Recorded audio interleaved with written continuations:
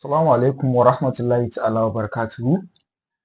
Muna tare da Almansir Shatan Waƙa kuma a cikin talabijin na OWB Media TV wanda muke gabatar da wani shiri mai suna Bala Wunti Alkairi, wato shirin Bala Wunti Alkairi.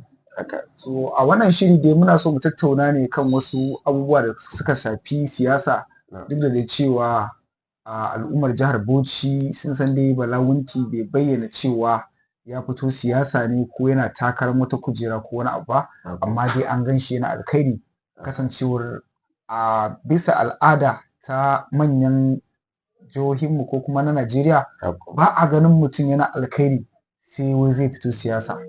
So muna so kaɗan mu ɗan fara daga wannan batu ma kenan kan batutuwan alkhairan Bala Wunti. Wai ya kake gani shi yana yi ne domin dai fito siyasa ko kuma dama wannan halinsa ne? Wa alaikum salam. A'udhu billahi minash shaitanir rajim. Bismillahir rahmanir rahim. Wassalatu wassalamu ala rasulillah. Amma ba'da.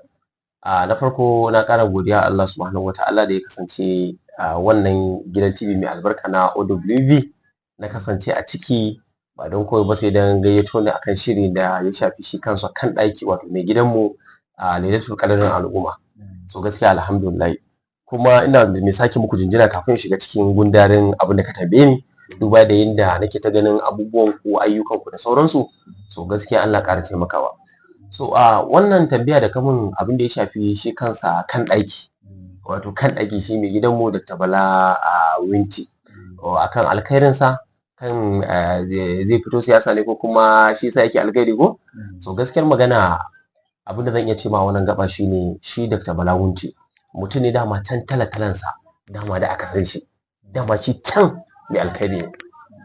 Shi yasa da kai mun wannan tambayar abin da yake bani mamaki ma shine mafi akasari Dr. Bala Wunti idan ya zo yana yin alkhairi, dan alkhairinsa da kake wannan magana, Bala Wunti ko da ma bai da niyyar takara, mu sai mun je mun yi gangami al'ummar jihar Bauchi wallahi mu roƙo shi, saboda bayan da za mu ga mutum da zai taimake mu ya taimaki rayuwar mu a yi maganar wai cewar sai ma mun jira ma ya bayyana. Ashe ma kenan ma ban ma san me muke ba. Shi yasa wasu lokaci zan ga wasu yara wanda ba su san ma me siyasa ba, jihar Bauchi ma an ba su tawo yawa, ba su san ma ya za su yi jihar Bauchi ba, amma sai ka ga mutum ya zo da kansa daga ya dan ji wasu kuɗaɗe sai ya ji fa ya shiga nan ya fita nan, wai shi a bar shi da jihar Bauchi. To a barkar jihar Bauchi kai ya to ai kaman ka dau galaba ga na ka fara suka, kaga ba shigo siyasar ba tukuna. to ai fara suka, dinda dai an ce Bala na ji wasu suna maganin cewa Bala yana yayi aiki kuma ga wani Bala har ilau. To shi sa muka faɗa ma muka ce Bala zai zo ya karɓi Bala. Domin idan ka bari irin su Hashimu suka zo suka karɓi Bala, aka ga harafin ma ba ne da ba. Idan ka tafi ba da wani sa ko wani ta ko wani ma, ai abun kai ma ka san yayi. To na ji wani shiri da aka yi da wani ɗan siyasa wanda kuma har yake kalubalantar Dr. Bala Wunti. Me zaka ce dangane da wannan? Wato abin da nake so dama na so kamar wannan tambayar. A fagen da ya shafi siyasa, mafi akasari mutane ba san siyasa ba. Idan sun yi shiru a siyasance, idan suka kalli siyasa sai su ji cewa dole sai an zo an dama su a harkar siyasa. Shi yasa mutumin da kake gani, mutum daga ya samu wannan canjin sa sai ya tafi gidan TV, social media, sai ya je dan sa bukatar sa kawai ya wuce a ce ga wani can da ya tafi gidan TV kana ya ce kaza. Amma daga ka ji maganganun su za ga su siyasar ma ba ma santa ba.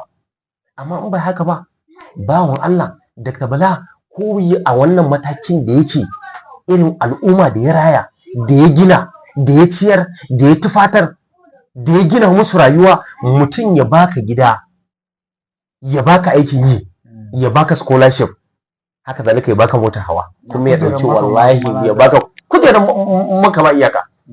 Yanzu nan da kake gani ina da list din da zan baka, ba ma umara ba hajji.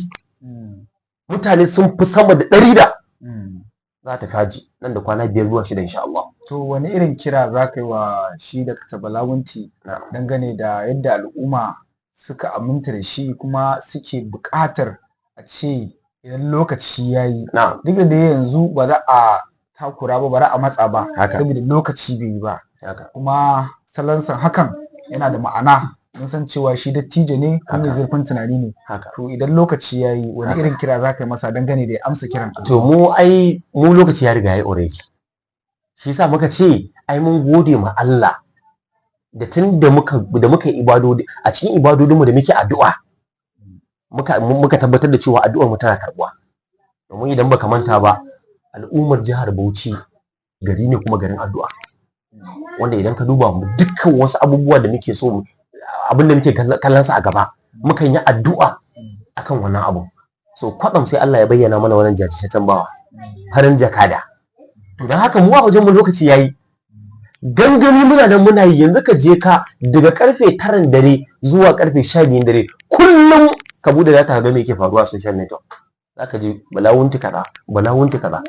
Ai mun riga mun yi kira. So madalla, so da wannan jan hankali ko kuma da wannan tattaunawa da muka yi da Alhaji Almansur Shata, so muka kawo ƙarshen wannan shiri na Dr. Bala Wunti Alkairine. Masha Allah. Kuma wannan shiri za mu ci gaba da gayyato mutane ɗaya bayan ɗaya domin siyasar Dr. Bala Wunti, jin ra'ayoyinsu da kuma alkhairan Dr. Bala Wunti. Masha Allah. A madadin mai gabatar da shirin Okasha OWB, sai shi baƙonmu na yau Almansur Shata na Bala Wunti, muke cewa bisalam a dakace mu domin jin shirin yara a jima. Masha Allah.